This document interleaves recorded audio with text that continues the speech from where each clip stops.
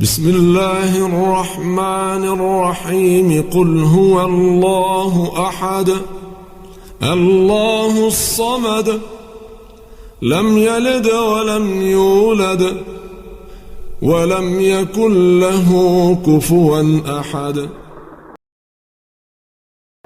The sincerity. This surah is Makki and comprises 4 ayat, verses.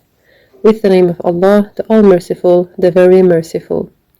Say, the truth is that Allah is one.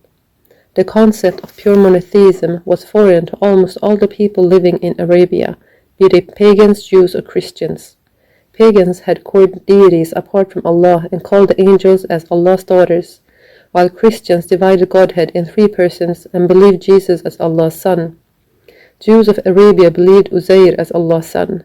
When the Holy Prophet ﷺ explained pure monotheism and invited people to worship Allah alone, many of them asked him to give a full description of Allah Ta'ala.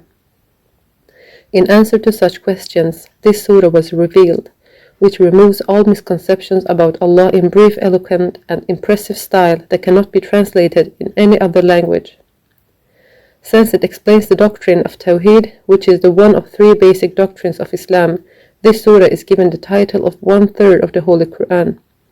Its recitation too carries the reward of the recitation of 1/3 of the Holy Quran.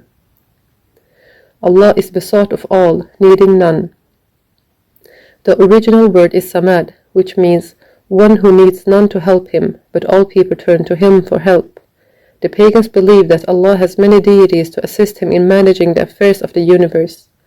This verse declares that being besought of all, he needs none to assist him.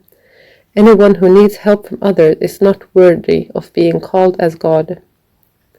He neither begot anyone, nor was he begotten, and equal to him has never been anyone.